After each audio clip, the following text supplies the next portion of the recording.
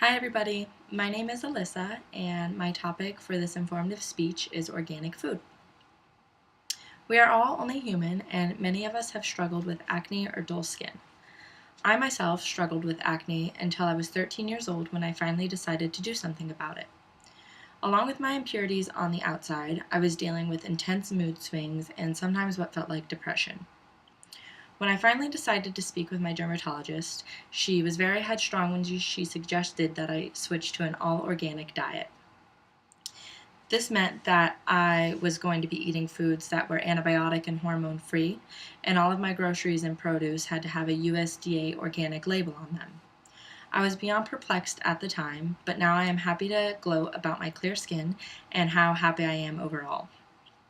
During this speech, I am going to help every one of you get a better understanding of what organic food is, its differences, its advantages, its benefits, and the price differences of organic food. A definition from the Help Guide team is, quote, organic crops must be grown in safe soil, have no modifications, and must remain separate from conventional. Farmers are not allowed to use synthetic pesticides, GMOs, petroleum-based fertilizers, and sewage sludge-based fertilizers. Organic livestock must have access to the outdoors and be given organic feed. They may not be given growth hormones, antibiotics, or animal byproducts. A more simple explanation of this from me would just be pure, unaltered food grown by farmers who don't use chemicals to mass produce. Strangely, many people who eat organic, and even those who don't eat organic, don't understand the standards of organic farming. Excuse me. Farmers that grow organically ensure that they are doing everything in their power to preserve the earth and its resources. Mock fertilizers are prohibited in order for food to be labeled organic. Keeping them free from dangerous chemicals, such as glufosinate, which is shown to lead to birth defects in many studies, and GMOs, are absolutely not allowed in food. This means that farmers may not plant GMO seeds and they may not feed their livestock any food that was grown and genetically modified. Labeling food to be organic is a very strict process. It helps consumers differentiate what is organic and what is not organic. Foods labeled 100% organic have all the ingredients listed on the back and denoted as organic. Although foods that say made with organic usually contain a little bit under 75% organic ingredients. The listing on the back will show the ingredients in the food and let you know which foods are and aren't organic. In the beginning of my speech, I spoke about how happy I am now that I've switched to an organic diet. That's because there are just so many benefits to eating and living organically. I myself care for the environment and recognize that a lot of work and a lot of changes need to be done in order for us to keep our earth thriving and growing for future generations. Organic farming aids in that movement by seriously reducing pollution and chemically blasted fertilizers in our air and in our water. The runoff from organic foods isn't contaminated when it leads into our lakes and our oceans and our rivers, and therefore it gives us cleaner water and cleaner air. Animals on organic farms are fed natural foods like whole grains and vegetables and never animal byproducts. The animals get to graze more and aren't limited to a cage that can hardly fit the size of their body. According to Help Guide, antibiotics create an antibiotic defiant form of bacteria that then builds itself up so strong that when we start getting sick, antibiotics can't help us. Livestock raised organically is not administered antibiotics or growth hormones.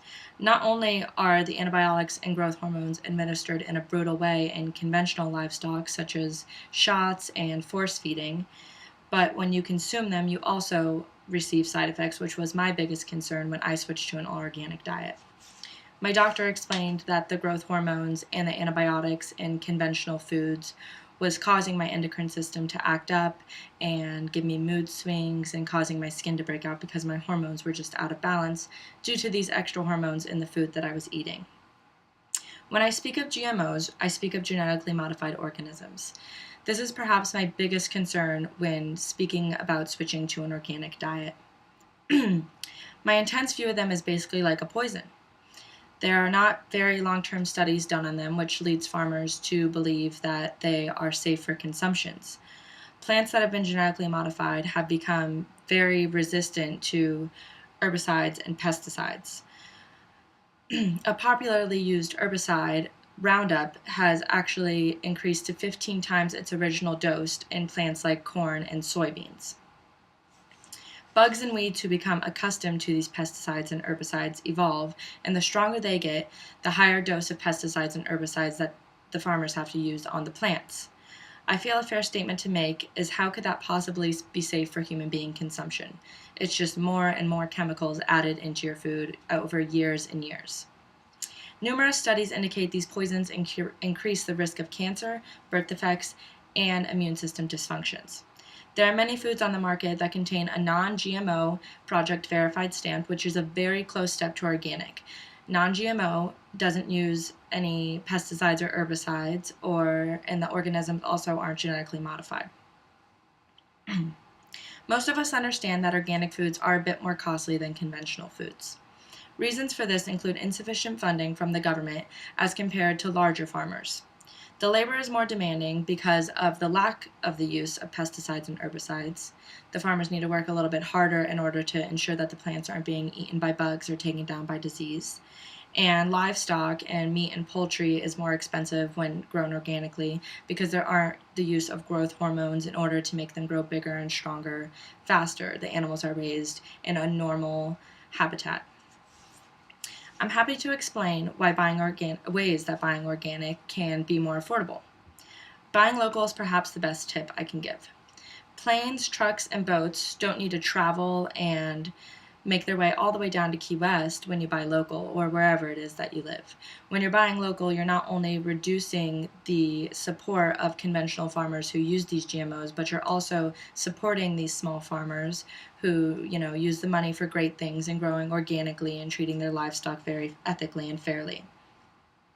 Farmers markets like the Bayview Farmer Market that takes place here in Key West every Thursday is a great place to buy local. The vegetables and fruits are much cheaper and they're also very, very fresh. Organic farming is an expanding phenomenon. People are starting to understand that we can achieve a maintainable food system through organic farming. It's increased from about 20 to 30% since the 1990s. I wasn't suffering from the worst disease or illness, but I am very happy to say that I have never felt better eating organic and living an organic lifestyle. To eat is a necessity, but to eat intelligently is an art. Thank you.